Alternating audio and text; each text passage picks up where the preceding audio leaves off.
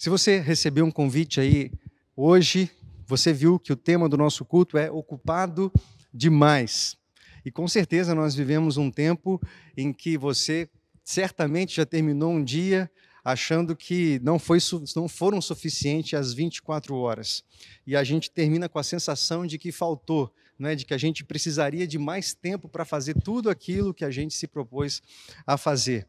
Então, nós precisamos entender que essa ocupação que nós temos e esses afazeres que nós colocamos na nossa agenda, tantas vezes podem nos afastar daquilo que o Senhor quer para nós, da agenda que o Senhor quer para nós. E o texto que nós vamos ler, que vai nos nortear nessa direção, está lá em Mateus, no capítulo 13, é a parábola do semeador. Creio que a maioria que me ouve essa noite já ouviu falar dessa parábola, parábola do semeador. Mateus 13, nós vamos ler os primeiros 9 versículos.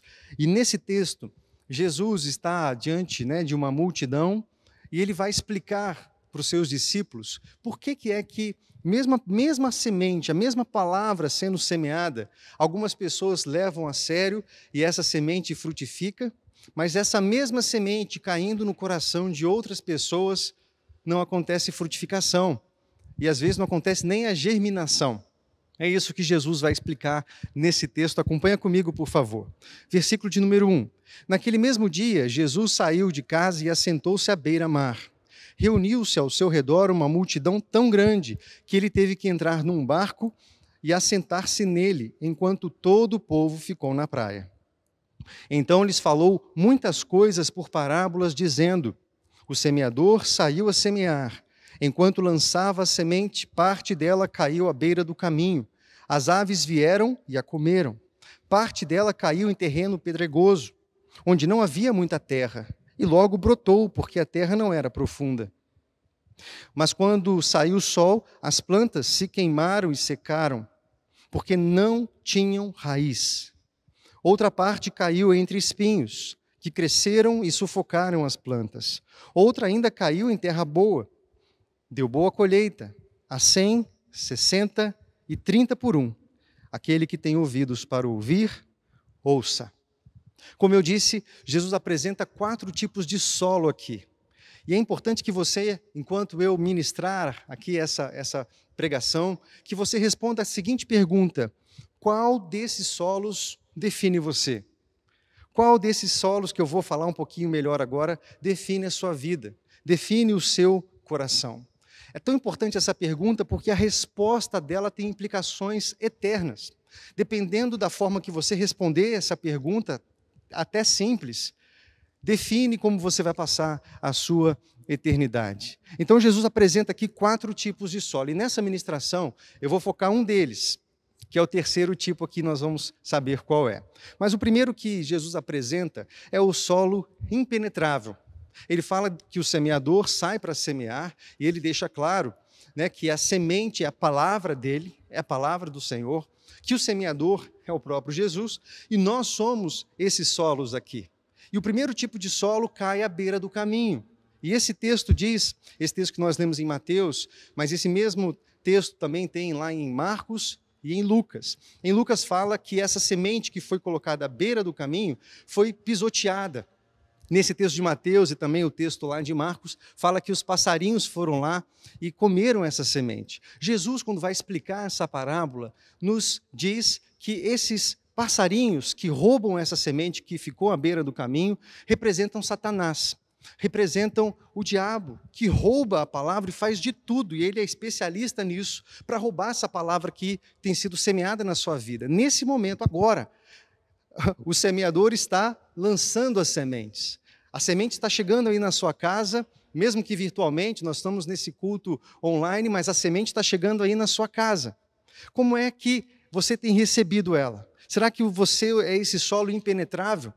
E aqui, como nós vemos, Satanás rouba. E talvez você esteja aí recebendo de forma displicente essa palavra, talvez você está fazendo outras coisas, lavando a louça, talvez você está arrumando as coisas, deixou o celular ali no cantinho, botou na televisão ali para rodar o culto, a pregação, mas você, na verdade, está fazendo outras coisas.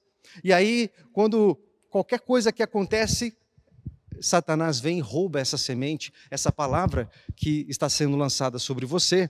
Talvez você, com displicência, colocou na televisão, está lá no celular, navegando no Facebook, no WhatsApp, e você vai lá, recebe uma mensagem, né, de pornografia, logo depois que recebe uma mensagem como essa, ou qualquer outra coisa que te desvia desse foco, e imediatamente Satanás vai lá e rouba essa semente. E esse solo é impenetrável.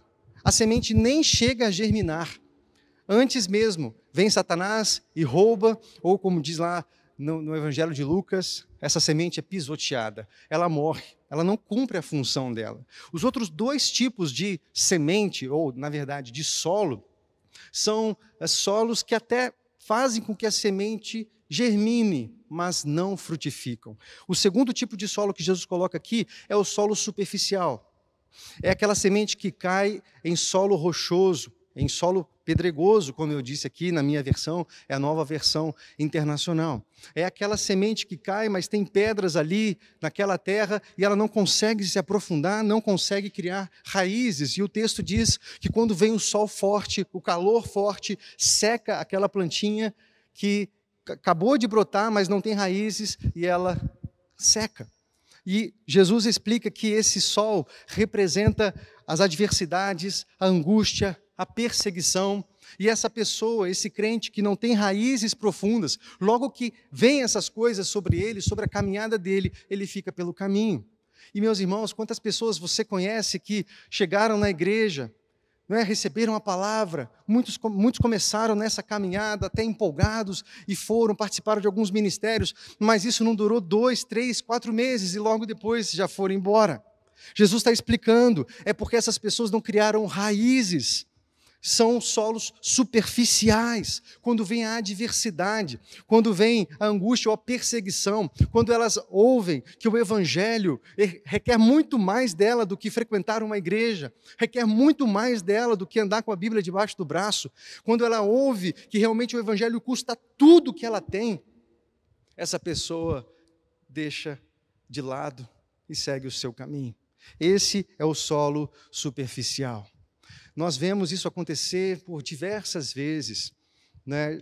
Lá em João, no capítulo 6, por exemplo, nós vemos a multidão indo embora, muitos indo embora porque diziam, duro é esse discurso, Jesus, como é que a gente vai suportar, não é, esse discurso tão duro? Jesus vira para os discípulos e fala, vocês querem ir também? Esse evangelho realmente custa muita coisa. E pessoas que não têm raízes profundas, logo que vem uma provação, uma adversidade, elas ficam pelo caminho. Depois Jesus fala do solo ocupado, que é exatamente esse solo que nós vamos falar com mais detalhes daqui a pouquinho. O solo que está muito concorrido ali. Junto com a semente tem outras coisas germinando, e aqui o texto fala que são os espinhos. E Jesus explica o que são esses espinhos. Nós vamos falar com detalhes depois, mas é a fascinação da vida. Não é? É o fascínio das riquezas, são as preocupações do dia a dia. Então a planta até germina, começa a crescer, mas a pessoa começa a ficar preocupada com tantas coisas, aquilo sufoca, e é uma planta fake, vamos dizer assim, porque ela está ali mais murchinha, ela não frutifica. O texto diz que esses 3 primeiros tipos de solo não podem dar fruto. O quarto tipo de solo é o solo fértil. É a terra boa, a terra frutífera, que quando a semente cai, logo germina, gera fruto no tempo certo, a 30, 60, a 100 por 1. Amém? Qual tipo de solo você quer ser? Qual você deseja ser? Agora, qual define você hoje? Qual você acha que é o ser? Define a sua vida cristã hoje? Será que você tem sido solo impenetrável?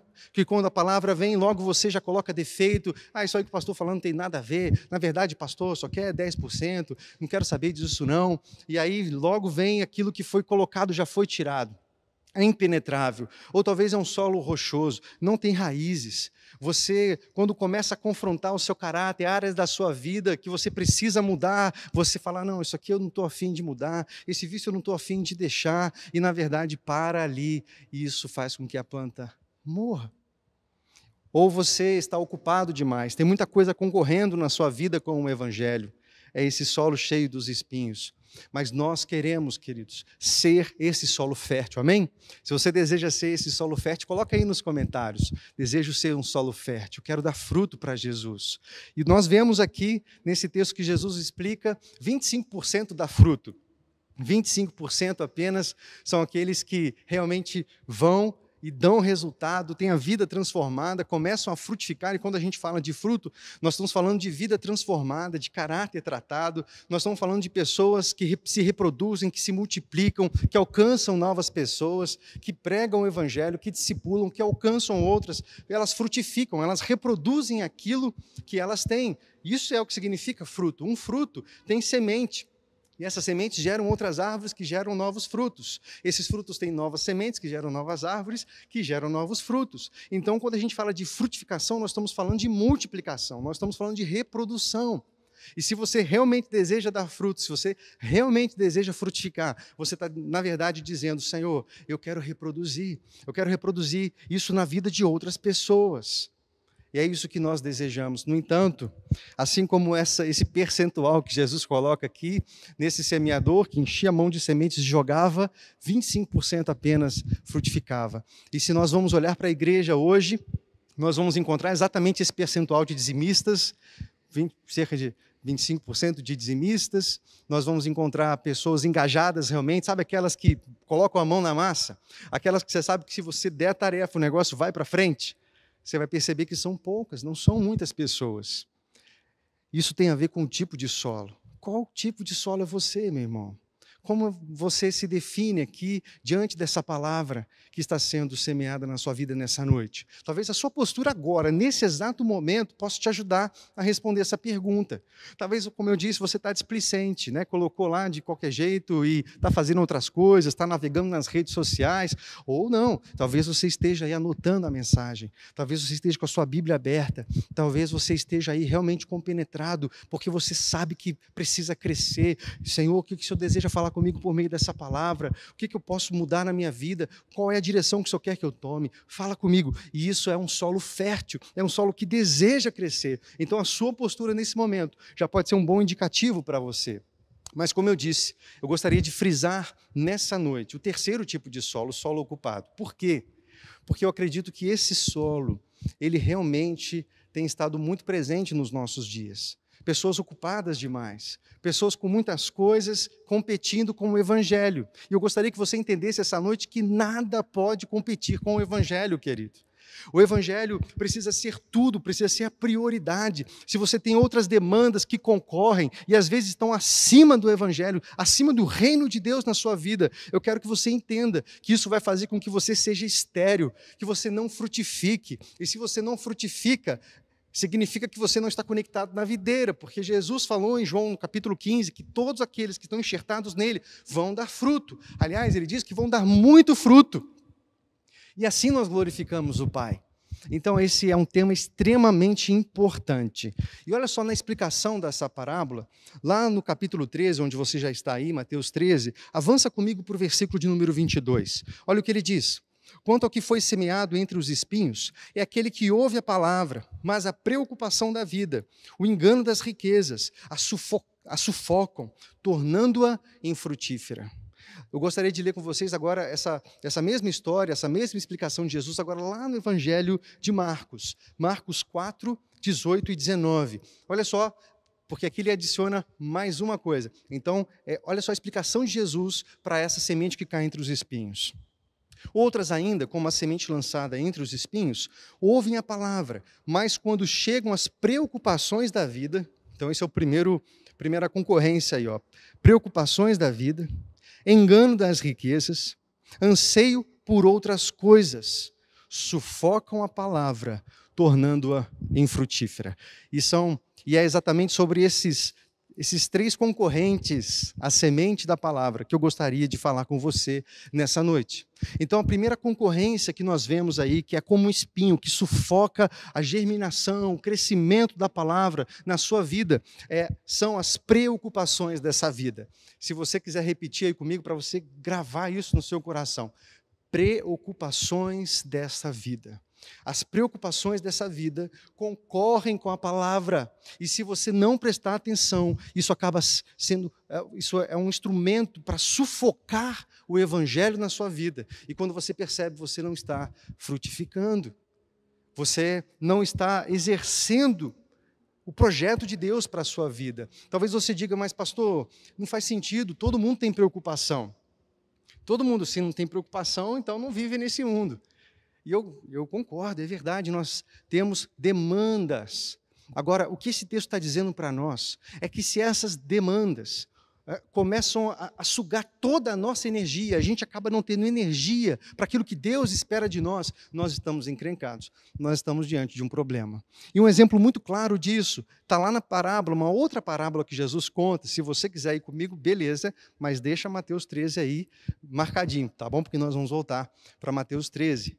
Lucas 14.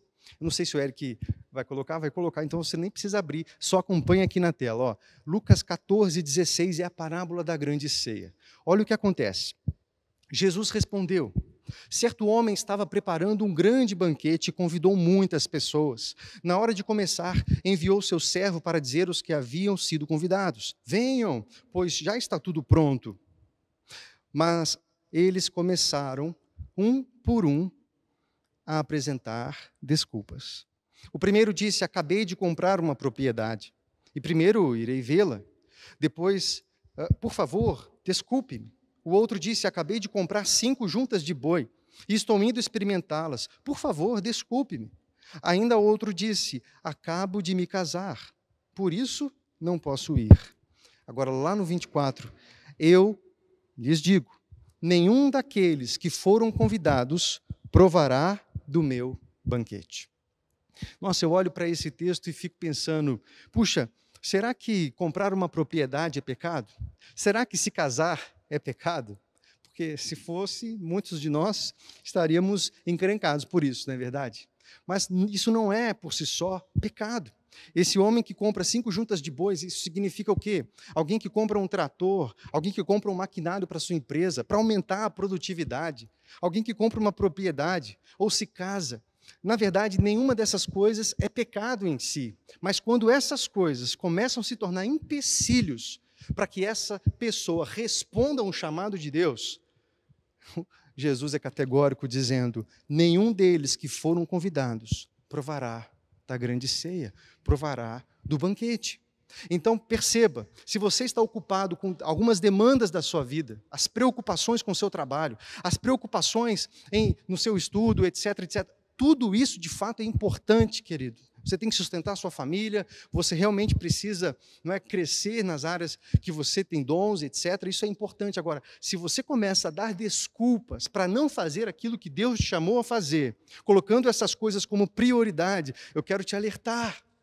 São espinhos, meu irmão, e esses espinhos vão sufocar o evangelho, o reino de Deus, o crescimento disso na sua vida, e quando você menos esperar, você está fraquinho, você não frutifica, você não tem como gerar fruto, e fruto do Espírito. Gálatas 5 fala do fruto do Espírito, são áreas do nosso caráter que precisam ser transformados. Quando você se reproduz, quando você consegue discipular outras pessoas, alcançar outras pessoas, talvez você vive uma vida cristã estéril, vai para casa, vai para a igreja, volta para casa, vai para a igreja, volta para casa. Talvez isso defina a sua vida cristã, sem frutificar, sem realmente ver transformação na sua vida e na vida de outras pessoas por meio da sua caminhada, por meio do seu ministério. São os espinhos, toma cuidado com isso. Você se lembra de Marta e Maria?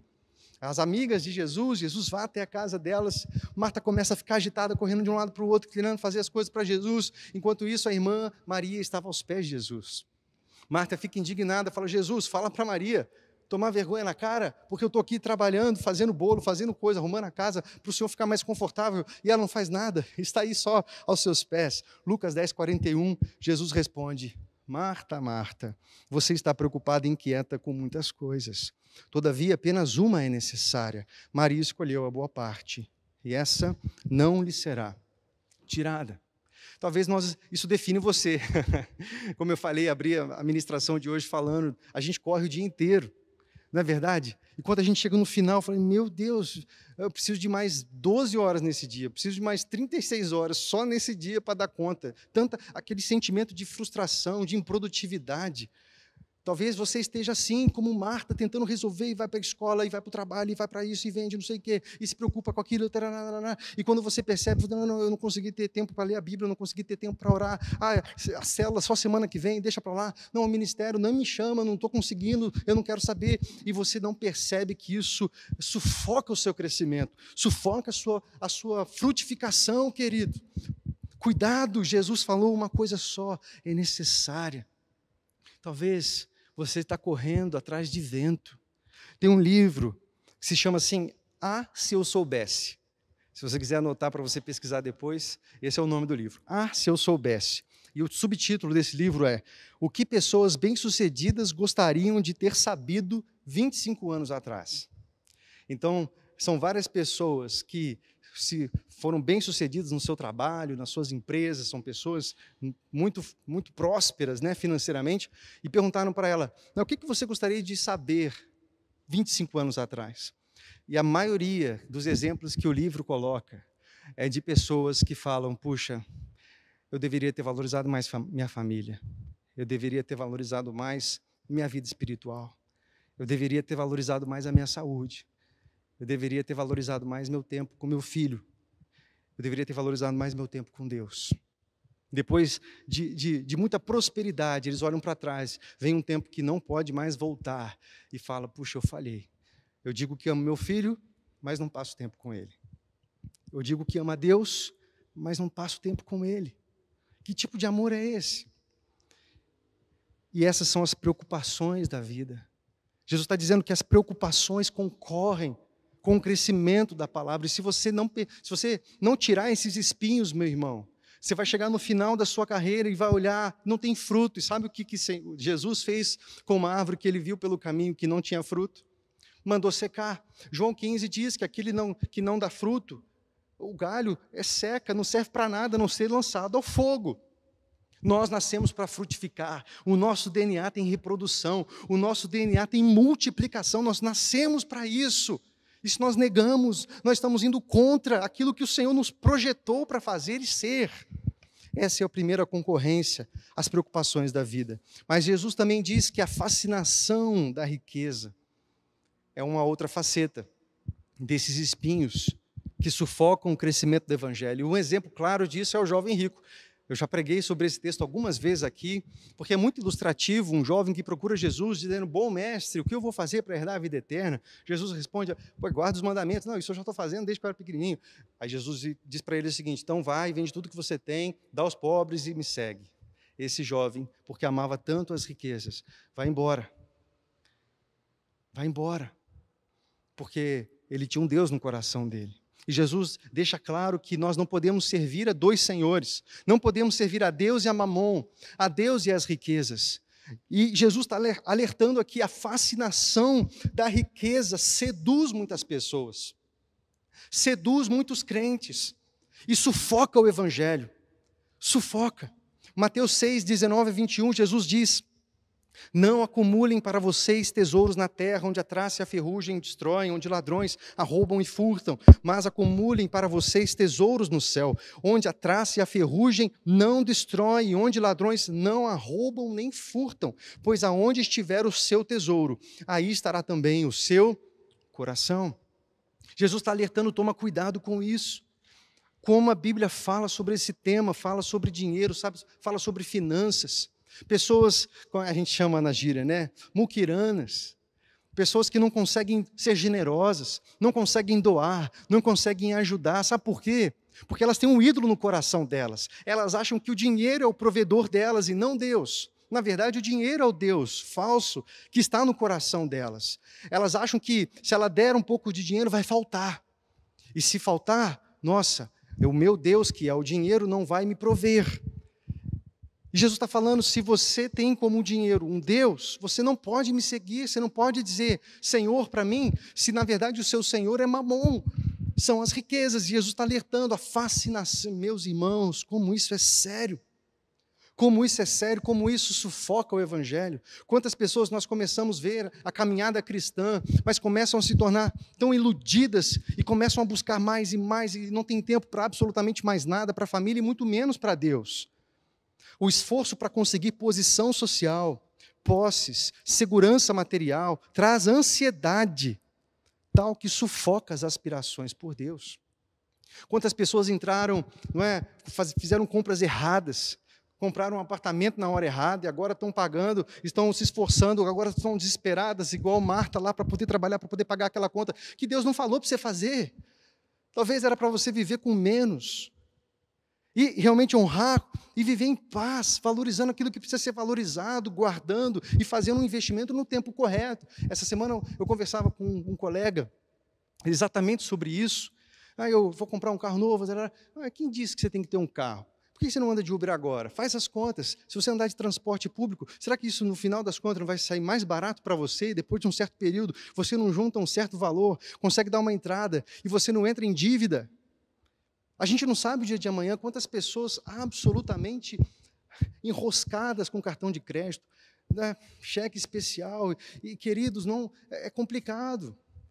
Nós passarmos por isso crendo no Evangelho, crendo num Deus que supre as nossas necessidades e a gente colocando a carroça na frente dos bois e fazendo tantas escolhas erradas, muitas vezes guiados pela fascinação das riquezas, comprando algo que nós não precisaríamos com dinheiro que a gente não tem, como dizem, para impressionar pessoas que nem gostam da gente. Não faz sentido. E a gente realmente precisa tomar cuidado, porque isso é um espinho que sufoca o crescimento do Evangelho na nossa vida. Onde está o teu tesouro? Aí está também o seu coração. Como eu disse a vocês, o percentual de dizimistas da igreja é tão pequeno, e a gente sempre fala sobre isso, Nós aqui na nossa igreja local poderíamos arrecadar pelo menos, no mínimo, o dobro do que a gente arrecada hoje. Meu Deus, quanto a gente poderia fazer a mais? Arrecadando o dobro que a gente arrecada hoje. A gente pensa em ter um pastor para jovens, ter um trabalho específico para adolescentes, aprimorar o trabalho com as crianças, o trabalho missionário. Nossa, quanta coisa a gente poderia fazer, ampliar o serviço missionário. Mas muitas vezes nós temos cristãos que estão servindo ao Deus chamado Mamon e retém aquilo que é de Deus, porque acham que se der, vai faltar. Na verdade, meu irmão, quando você pensa assim, você crê que o seu provedor é Mamon e não Deus. É por isso que o Senhor fala daquela viúva que deu 2 moedinhas e deu tudo o que ela tinha. E Jesus elogia, fala, essa daí tem fé. Ela sabe que eu sou o provedor dela. Ela deu tudo o que ela tinha. E os ricos só davam daquilo que sobrava.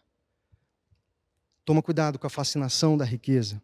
E o terceiro ponto, quando nós lemos lá, Jesus vai falar também que há muitas ambições. Então, o coração ocupado é sufocado pela concorrência das muitas ambições. E essa ambição, esse termo aqui está ligado à palavra ganância. Ganância é desejo egoísta intenso por alguma coisa, especialmente poder e riqueza. Pessoas que são movidas com esse desejo egoísta de conseguir coisas para ela, para ser hedonistas, para curtir a vida, para curtir o prazer. E aí o Evangelho, lá em Lucas, vai falar deleites da vida. Demais ambições, fala Marcos. E são exatamente esses termos que estão movendo jovens nos nossos dias. Pessoas deixando, por que muitos, quando entram na faculdade, abandonam o Evangelho? Começam a experimentar desejos e começam a satisfazer os seus desejos da carne. E Jesus está falando, mesmo que essa pessoa permaneça na igreja, é uma planta sufocada. Ela pode vir na igreja todo domingo, mas se ela está movida por essas ambições lá fora, ela vai ficar mirrada, ela não dá fruto, ela não consegue orar, ela não consegue frutificar, as coisas são sempre enfadonhas para ela. Abrir uma célula, nem pensar. Estar todo fim de semana na igreja, abrir e fechar a igreja, ministério multimídia, os meninos aí são sempre os primeiros a chegar, os últimos a... Não, eu tenho muita coisa para fazer. Eu não quero esse nível de comprometimento, não. Paulo fala sobre isso, sobre Demas, seu companheiro, lá em 2 Timóteo 4,10, ele fala assim, Demas, amando este mundo, abandonou-me e foi para Tessalônica. Amando esse mundo, abandonou. Isso acontece. Então, esses 3 primeiros tipos de solo são solos que não frutificam. Jesus está alertando. Toma cuidado qual desses solos define você. Toma cuidado com os espinhos. Eu quis ressaltar esse 3º tipo de solo, exatamente porque eu sei como nós somos bombardeados com tentações, com ambições, com coisas que lotam a nossa agenda, e quando a gente percebe, nós estamos dando desculpa. Eu não posso ir na célula, eu não vou na igreja, eu não vou contribuir financeiramente. Nossa, não, eu tenho condições de ter uma célula, mas eu não quero saber disso, não. Na verdade, querido, tem muita coisa sufocando. É um solo muito concorrido, mas Jesus não concorre com ninguém. Ou Ele é Senhor da sua vida, ou Ele não é. Ou Ele tem seu coração total, ou Ele não tem nada. Jesus, Ele não fica barganhando com você. Então, que você se renda em nome de Jesus e seja o 4º tipo de solo, o solo fértil, o solo pronto. Tem um texto lá em Apocalipse, eu lembro na semana passada, eu falei para vocês a carta para a igreja de Éfeso, e aqui eu gostaria de falar para a igreja de Sardes, está lá no capítulo 3, versículo 1 e 2 de Apocalipse. Olha só como o texto vem para aquela igreja. Conheço as suas obras. Você tem fama de estar vivo, mas está morto. Esteja atento, fortaleça o que resta e que estava para morrer, pois não achei suas obras perfeitas aos olhos do meu Deus. Há um alerta. Você parece que está vivo, mas na verdade está morto. Parece que está vivo, mas não tem fruto algum. Parece que está entendendo tudo, mas não está entendendo nada. É o alerta que Jesus faz para mim e para você. E eu gostaria que você realmente ansiasse, desejasse de todo o seu coração ser esse solo aqui, o solo fértil. Mateus 13, 8 diz: outra caiu em terra boa, deu boa colheita, a 100, 60 e 30 por 1. Que esse seja o meu desejo, meu irmão, que esse possa ser o seu desejo também, frutificar, dizer sim para o Senhor. O Ministério de Louvor pode vir, e eu gostaria que você pensasse um pouco nisso. Qual desses solos que nós comentamos aqui define a sua vida? Qual define a sua caminhada cristã? Se lembre do que eu disse. A sua resposta para essa pergunta tem perspectivas eternas. Elas vão impactar em como você vai passar a eternidade. Talvez você esteja frequentando uma igreja ativamente e você goste disso. Isso realmente é bom, mas isso não quer dizer absolutamente nada. Se você estiver sendo guiado pela tentação, a ambição das riquezas, as preocupações desse mundo, não adianta se você realmente não render tudo que você tem ao Senhor Jesus. Vamos orar? Pai, colocamos nossas vidas diante do Senhor. Recebemos essa palavra, ó Deus, como um alerta seu. Queremos olhar para dentro de nós, ó Deus, e realmente responder essa pergunta: que tipo de solo nós temos sido? E nós queremos declarar, ó Pai, que queremos ser solo fértil. Se alguém, ó Deus, que me ouve agora, ó Pai, sendo seduzido, ó Deus, por ambições outras, está sendo fascinado pelas riquezas, está sendo fascinado e gastado toda a sua energia, seu tempo com as preocupações da vida e tem dado desculpas a Ti, Pai, em nome de Jesus, que Teu Espírito Santo possa trazer arrependimento a esse coração, possa trazer conserto a esse coração. Vidas, ó Deus, com chamado missionário, chamado pastoral, gente com dons, sentada no banco, assistindo. Ó Deus, levanta Teu povo, Senhor, levanta a Tua igreja. Queremos frutificar para a glória do Seu nome. Oh Deus, acha em nós homens e mulheres com solo fértil, pronto para receber a cada dia essa palavra, pronto para germinar e frutificar a 30, 60, 100 por 1, para a glória do Seu nome. Faz isso, Deus, essa é a nossa oração, em nome de Jesus. Amém. Amém. Consagre esse momento ao Senhor. Cante essa canção como uma oração. Amém? Vamos consagrar a nossa vida a Deus.